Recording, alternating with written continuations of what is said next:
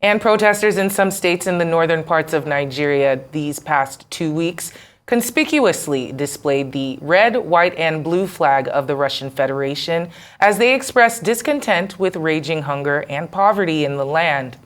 In the wake of that development, lawyers and international affairs experts have been weighing in on both sides of the ensuing argument. What exactly does the law say about this? Well, Abubakar Yesufu, a lawyer and spokesperson for the New Nigeria People's Party, he joins us now here on Newsday. Many thanks for honoring our invitation and for coming to discuss this topic. Thank you so much. I'm excited to be here again.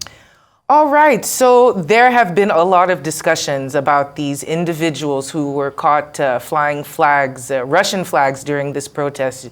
Do you think they should be charged with treason? Is this a treasonable offense? Well, it's still an ongoing thing, and like my leader and mentor, Dr. Musa Rabi Kwankwaso, made it known before the protests that this protest, though it's constitutional, is not meant to change any regime. So anybody flying the flag, act of innocence, maybe will be pitied. In law, there's what we call a mens rea. I can see some people there, they are like kids. They probably do not know what that means. Flying a foreign flag in that period of tension, to those who are matured, I think they should be queried. They should be brought before the law, But if they do not really have, like the children, if they don't really appreciate what they were doing, and they were merely using that, and they lack the necessary mens rea, what they call guilt intention in law, for you to really punish, the mens rea must coincide with the actus reus. So they can be. I think the security people, they are still doing their job. Still too early in the day to offer a positive solution. But as it stands, at the party level, our leader, Dr. Musa Rabi Kwankwaso, was very cautious before the protest. He made it known that yes, we have a constitutional right to demonstrate, but the best way you can really take out a leader is by the ballot, not necessarily by trying to do the Kenyan thing as some people were preferring. And this brings up questions about radicalization that could possibly go on in the North and happens all over the world. And I'm going to use the term illiterates for lack of better. You spoke about the ones that were being more matured. Maybe those are the ones who could be held to account. But we do know that the education rates in some of these states aren't exactly the highest. And it seems like radicalization is going on in the North. Is that something that the security forces could have better anticipated?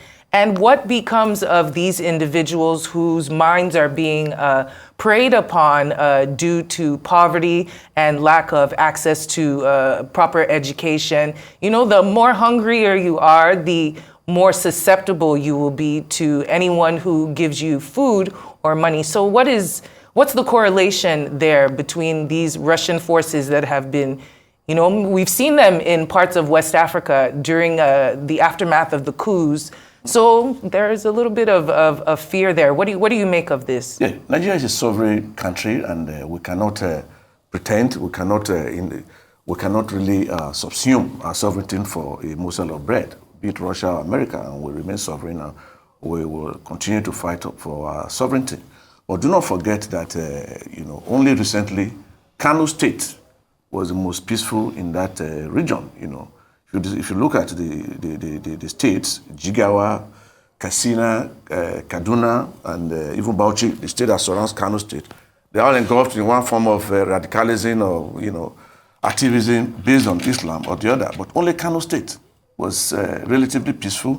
And you will discover that what is now rearing its head in Kano is a question of a subtle battle between the powerless conscience, that is the NNPP, and the conscienceless power. There's some people, not all of them, in the APC. They want to use Kano as a trophy. They want to show that, yes, we are heading this party administratively. This is what we are coming up with, and all that. So it has not worked. The reason why Kano has been peaceful is purely because of the national leader, Dr. Musa Rabi Kwankwaso, And when there was that marriage of convenience between Dr. Musa Rabiu Kwankwaso and even the Emir, Sanusi Lamido Sanusi, scholarship learning, when it was very manifest. We discovered that, Sanusi Lamido Sanusi, when he was asked to leave Central Bank, he came to Kano and they joined hands together and they provided scholarship learning. So the kids, that were out of school were taken back to school. So even if you see the new logo of the party, is the head of an academic gown and a book. Dr. Musa Rabiu Kwankwaso is so profuse, he's so engaged in teaching the kids. But he's been diverted, having failed the battle to take Kano through the courts. They decided to use a traditional ruler by trying to impose on the people, the Emir of Kano, who has since been removed by the House of Assembly, and that law was assented to by the governor, Abubakar Yesufu, Abba Gida. Not resting on their oars, they decided to, those people that, you will discover that when Adu Bayero was coming to Kano, he came, he was escorted to Kano with military jets and even soldiers, although the Army High Command denied. And we want to relieve that denial. And whilst the soldiers were leaving, that space, that empty space, was taken over by Yadabans, what you call area boys here. But the same people that went into the streets during the last demonstrations, because nobody I see emphatically in the whole of Kano State can really attack, the institution that Dr. Musa Rabiu Kwankwaso has been nursing for a very long time. So we think what happened in Kano was actually inspired by people, the evil past that refused to quit the scene. They want to dominate the present and usurp the future. The Muzadek, who believe that they are Marat. But don't also forget that between 1999 and 2003, when Dr. Musa Rabiu Kwankwaso was holding sway, people believed that Kano's sincerity, Kano administration was very easy. So it was taken out for a while, and they brought back Malam Shakarau, who was able to administer Kano for a year. So they didn't understand that the administration or whosoever is going to administer Kano must be a very cerebral fellow. That is not to say that Malam Shakarau was not cerebral, but it needs more than that. But suddenly when Shekarau came to power, he realized to his own chagrin that ruling Kano was much more than paying or being a mullah and all that, So it's just like, when the Moroccans also invaded Songhai. Okay. Well, I appreciate the history lesson, and I'm sure the viewers do as well. But we just have to bring it back to what's going on ground now. Yeah. So did it surprise you, some of the violence that you saw in the wake of these End Bad Governance protests? And do you think there's any correlation between that and the struggle between these two emirs that you were just discussing? Ostensibly so. Ostensibly so, because like I was trying to tell you, that space has been taken over by Yadabans or area boys. Right. So that was what they capitalized on, and they started burning buildings, even library. Started burning library, attacking public buildings and all that. That type of irrational behavior has never happened in Kano.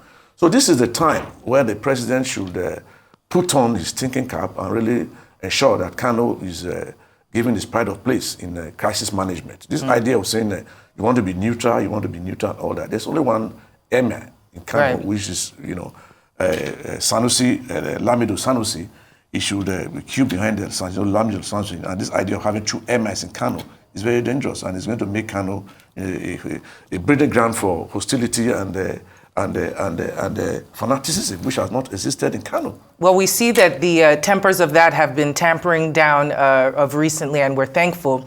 But concerning the individuals who were caught sewing the flags and, of course, distributing the flags, engaged in this whole Russian flag brouhaha, there's the discussion about the fact that there is a separation between those who originated the idea of dispersing the flags versus those who sewed the flags versus those who actually carried the flags.